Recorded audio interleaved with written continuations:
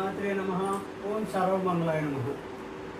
ఈరోజు competitive exam బిట్స్లో భాగం. Competitive exam bits అంటేనే అన్నిటికి వస్తాయి. ఆర్ఆర్బీ గ్రూప్స్ ప్రతి ఎగ్జామ్కి వస్తాయి. పోటీ పరీక్షలో ప్రతి ఎగ్జామ్కి వస్తాయి. రాము భీముడి కన్నా 2 సంవత్సరాల పెద్దవాడు. భీముడు మహేష్ కన్నా 2 సంవత్సరాల పెద్దవాడు. అయితే అందరిలో కన్నా చిన్నవాడు ఎవరు? ఇప్పుడు రాము పెద్దవాడు, తర్వాత భీముడు పెద్దవాడే. ఇప్పుడు మహేష్ లాజిక్ చిన్నది అంతే. మహేష్ వీటిలో రాము భీముడి కన్నా పెద్దవాడు 2 సంవత్సరాలు. భీముడు మహేష్ కన్నా 2 సంవత్సరాలు పెద్దవాడు. అంటే రాముడు పెద్దవాడే, భీముడు పెద్దవాడే. ఇప్పుడు చిన్నవాడు ఎవరో అని అడిగాడికి వచ్చింది. అప్పుడు మరి తక్కువనే ఉందా? మహేషే కదా. కాబట్టి చిన్నవాడు ఎవరంటే చిన్నవాడు. మీరు ఈ విధంగా మామూలుగా డివైడ్ చేసుకుంటే ఆన్సర్ వచ్చేస్తుంది. చిన్నవాడు ఎవరంటే మహేష్ అంతే. ఇంకా మిగతా అన్నీ మనకు అనవసరం. లాజిక్ చెప్పాలి, క్యాలిక్యులేషన్ చెప్పాలి, ఏం చెప్పాలి. కాబట్టి రాము భీముడి కన్నా 2 సంవత్సరాలు, భీముడు మహేష్ కన్నా 2 సంవత్సరాలు పెద్ద. మహేష్ కన్నా పెద్ద అంటే దీంట్లో వచ్చింది మహేషే కదా చిన్నవాడు, అంతే లాజిక్. అర్థమైందా? తర్వాత ఇంకోటి చెప్తాను, నేను చూసుకోండి. దీక్షిత్ తూర్పునకు 5 కిలోమీటర్లు. దీక్షిత్ ఇది తూర్పు అనుకుందాం,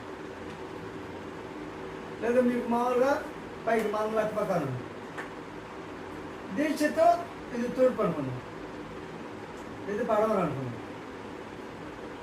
ఇది దక్షిణం అనుకుందాం, ఇది ఉత్తరం.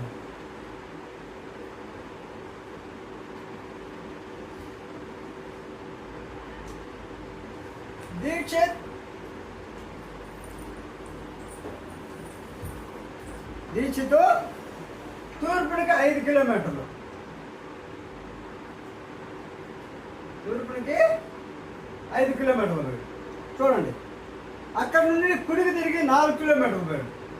ఇలా పోతూ కుడికి తిరిగి ఇలా చూడండి, ఇది 4 కిలోమీటర్లు. తూర్పుకేమో 5 కిలోమీటర్లు పోయాడు. ఎవరు? దీక్షిత్ అనుకో. అక్కడి నుంచి 4 కిలోమీటర్లు రైట్ తిరిగాడు.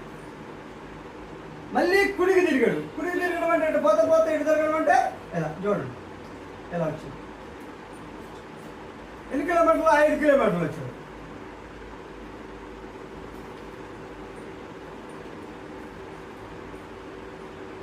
ఇప్పుడు ఎలా ఉన్నాడు? ఈ మూల ఉన్నాడు. ప్రారంభించింది ఇప్పుడు 5 కిలోమీటర్లు పైకి పోయాడు. తర్వాత రైట్ 4 కిలోమీటర్లు పోయాడు. మళ్ళీ కిందికి 5 కిలోమీటర్లు వచ్చాడు. అయితే ఈ ప్రారంభ స్థానం నుండి ఇక్కడి నుంచి బయలుదేరాడు. ప్రారంభ స్థానం ఇది. ప్రారంభ స్థానం నుండి ఇప్పుడు దీక్షిత్ ఎన్ని కిలోమీటర్లు ఎంత దూరంలో ఉన్నాడు? సింపులే. ఎక్కడి నుంచి ఇక్కడి వరకు ఎంత దూరము? ఇప్పుడు పైకి 5 కిలోమీటర్లు పోయాడు దీక్షిత్. లాజిక్ వచ్చినాయి. అది రైట్ తిరిగి 4 కిలోమీటర్లు పోయాడు. మళ్ళీ రైట్ తిరిగి 5 కిలోమీటర్లు వచ్చాడు. ఈ 5 సరిపోయిందా? ఇది 5 సమానమే కదా. ఇప్పుడు పై 4 కిలోమీటర్లు కాబట్టి కింద ఎంత వస్తుంది? మీరు ఒక్కసారి చూడండి, 4 కిలోమీటర్లే వస్తుంది. ఇప్పుడు దానికి ఫార్ములా కూడా తెలియదు. కార్నర్ అయితే డయాగ్నల్ అయితే ఫార్ములా పెట్టుకోవాలి, లేకపోతే ఫార్ములా కూడా అవసరం లేదు.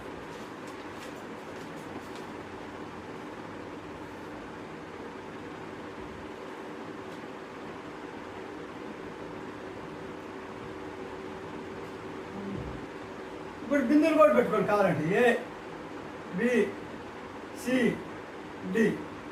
ఇప్పుడు AB CD అవుతుంది. అప్పుడు BC AD అవుతుంది కదా. అప్పుడు AD ఎంత అవుతుంది?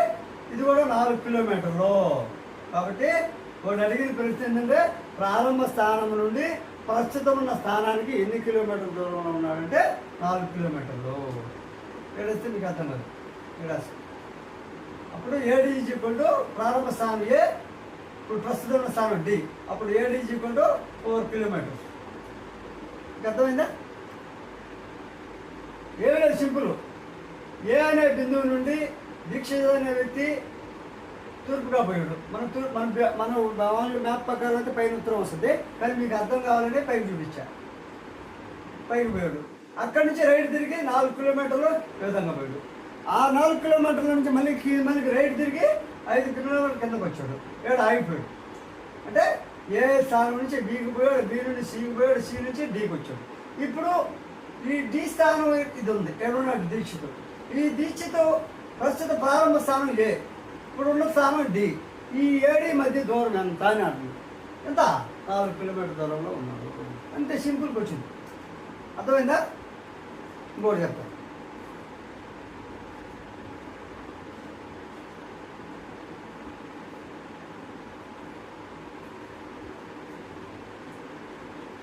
గుర్తుపెట్టుకోండి.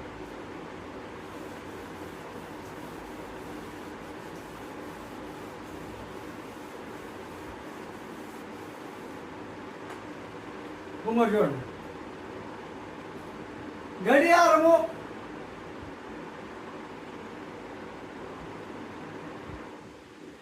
ఈజ్ ఈక్వల్ టు టెలివిజన్ అన్నాడు. ఇప్పుడు ఇచ్చిందే నేను చెప్పేది, గడియారం is equal to television. Television is equal to radio అన్నాడు. ఇప్పుడు చూడండి, గడియారం ఈజ్ ఈక్వల్ టెలివిజన్ అయినప్పుడు, టెలివిజన్ ఈజ్ ఈక్వల్ రేడియో అయినప్పుడు, రేడియో ఈజ్ ఈక్వల్ టు గడియారం కూడా అవుతుంది. మీరు సింపుల్గా చేసేటప్పుడు గుర్తుపెట్టుకోండి. గడియారాన్ని టెలివిజన్ అంటాము, టెలివిజన్ని రేడియో అంటాము. అప్పుడు రేడియోని గడియారం అని, గడియారాన్ని రేడియో అనొచ్చు కదా, అది గుర్తుపెట్టుకోండి. అదేవిధంగా చూడండి, ఇచ్చాడు ఈ రేడియోని పుస్తకము అన్నాం. రేడియో ఈజ్ ఈక్వల్ టు పుస్తకము. ఇక్కడ కూడా చూడండి, రేడియోని పుస్తకం అన్నప్పుడు పుస్తకాన్ని గడియారం అనొచ్చు కదా, పుస్తకాన్ని టెలివిజన్ అనొచ్చు కదా. ఈ విధంగా లాస్ట్కి వచ్చిన ఏమొస్తుందో చూద్దాం. పుస్తకాన్ని రేడియోని పుస్తకం అన్నప్పుడు ఈ రేడియోని టెలివిజన్ అంటాము, ఈ టెలివిజన్ గడియారం అంటాం. కాబట్టి పుస్తకాన్ని గడియారం అనవచ్చు, టెలివిజన్ అనొచ్చు, రేడియో అనొచ్చు. ఎన్ని పేర్లు ఒక్కోదాన్ని. అదేవిధంగా పుస్తకాన్ని గ్రైండర్ అన్నారు. పుస్తకము గ్రైండర్ అన్నారు. పుస్తకాన్ని గ్రైండర్. ఈ 4 బిట్లు వచ్చినప్పుడు వదలుపెట్టగా అక్కడ చాలా సింపుల్. ఇప్పుడు నేను చెప్పిన 3 బిట్లు కూడా చాలా సింపుల్, జాగ్రత్తగా ఆలోచించండి. పుస్తకం ఈజ్ ఈక్వల్ టు గ్రైండర్. ఇప్పుడు పుస్తకం గ్రైండర్ అయినప్పుడు గ్రైండర్ ఏమవుతుంది? గ్రైండర్ని రేడియో అనొచ్చు, టెలివిజన్ అనొచ్చు, గడియారం అనొచ్చు. చూడండి, ఇన్ని పేర్లు వచ్చేసి ఈ విధంగా వేసుకుంటూ మనసులో అనుకోండి. గ్రైండర్ని ఇనుము అన్నాడు. మళ్ళీ గ్రైండర్ ఈజ్ ఈక్వల్ టు ఇనుము అన్నాడు. ఇప్పుడు ఇనుముకి కూడా అన్ని పేర్లు వచ్చేస్తాయి. చూడండి, పుస్తకం గ్రైండర్ అన్నప్పుడు ఇనుము కూడా అంటే క్వశ్చన్ ఇచ్చేదాన్ని బట్టి మనం అర్థం చేసుకోవాలి.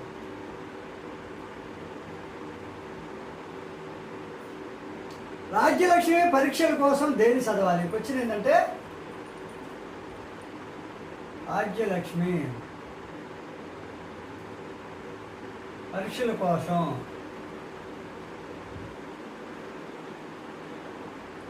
వీటిలో పై వాటిల్లో ఏది చదవాలి? వాడి మామూలుగా నేను ఇంత వీరుగా మామూలుగా తీరే ప్రకారం ఇస్తాను, నేను చూపించాను. ఏది చదవాలి ఒకసారి ఆలోచించండి. క్వశ్చన్ ఒక నిమిషం మౌనంగా ఒకసారి ఆలోచించండి. నేను చెప్తాను.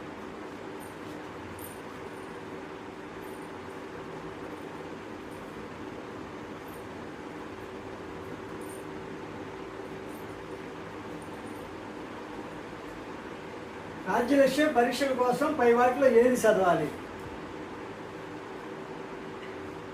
ఏం చదువుతాం? మామూలుగా పుస్తకం చదువుతాం. ఇక్కడ పుస్తకాన్ని ఏమన్నాము? డైరెక్ట్కి వచ్చింది పుస్తకాన్ని మనం ఏమన్నాము? రాజ్యలక్ష్మి పరీక్షల కోసం ఏం చదవాలి? ఆలోచించారా? ఒక్కసారి ఒక్క నిమిషం మౌనంగా ఆలోచించండి. అయితే రాజ్యలక్ష్మి పరీక్షల కోసం ఏం చదవాలి?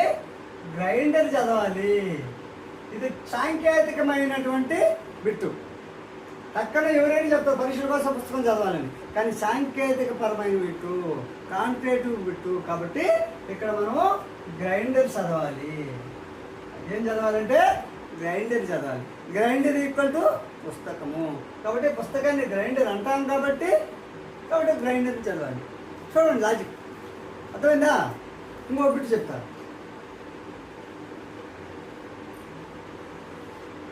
ఒక్క క్షణం నేను చేసేటప్పుడు మీరు ఆలోచించండి.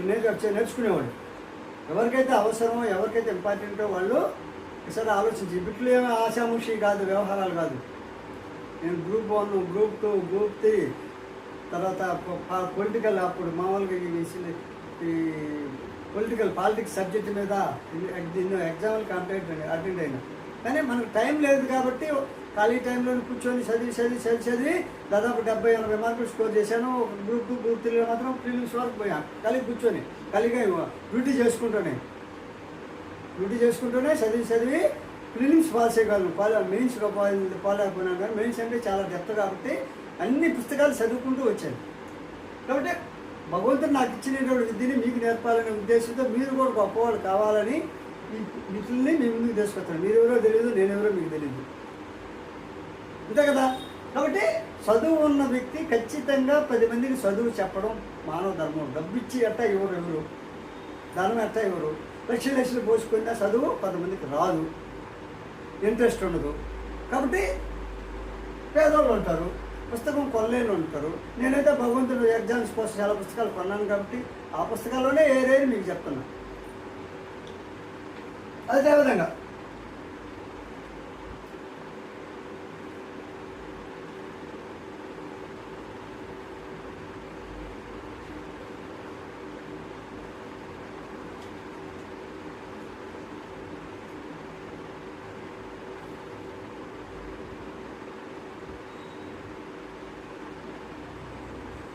ఇంకొకొచ్చింది చూడండి.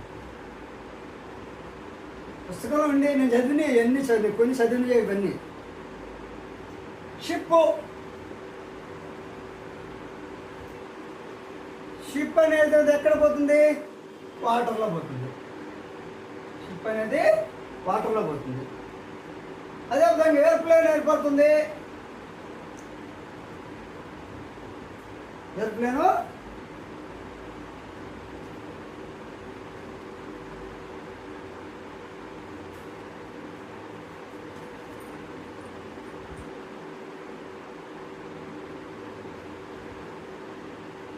ఏరోప్లేన్ ఎడబోతుందంటే స్కైలో పోతుంది.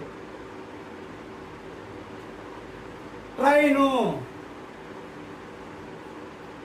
ఒక్కసారి ఆలోచించు. ట్రైన్ ఎక్కడ పోతుంది? షిప్ ఏమో వాటర్లో పోతుంది, ఎయిర్ప్లేన్ ఏమో స్కై మీద, ఎయిర్ప్లేన్ ఏమో ఆకాశంలో పోతుంది. ట్రైన్ ఎక్కడ పోతుంది? మామూలుగా ఎవరికైనా ట్రాక్ అనేది ఒకసారి ఆలోచించండి, నేను చెప్తాను.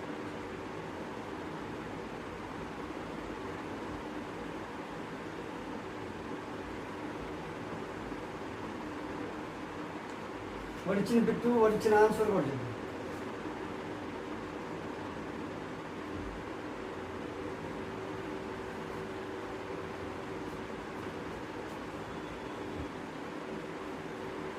దేంట్లో పోతుంది ట్రైన్?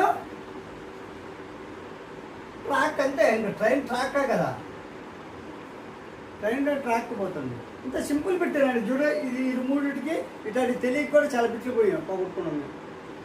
ఇంకోటి ఏంటంటే కాలేజీలో లెక్చరర్లు పాఠాలు చెప్తా ఉంటారు. ఒక్కడు చేసేటువంటి కామెంట్ల వల్ల మనకు ఇష్టం లేదా మౌనంగా ఉండాలి, కానీ ఒక్కడు చేసే కామెంట్ల వల్ల ఎంతమంది స్టూడెంట్స్ ఇది కాలేజీలో పర్సెంటేజ్ పాస్ కాకుండా పోయారు ప్రత్యేక చూసాం. కాబట్టి వాళ్ళకి ఇంకేం పని లేదు, వాళ్ళు చదవడానికి ఇంట్లో సంపద ఉంటుంది కాబట్టి ఆ సంపత్తో బతుకుతూ ఉంటారు. వాళ్ళు చదువు రావాలా ఏం లేదా, వాళ్ళ వృత్తి ఉంటుంది, వాళ్ళ నిరంతర వృత్తి వ్యాపారాలు ఉంటాయి కాబట్టి అటువంటి వాళ్ళు కామెంట్ చేస్తూ ఉంటారు. ఆ కామెంట్లో భాగంగా టీచర్లు కొంతమంది చదువు చెప్పరు.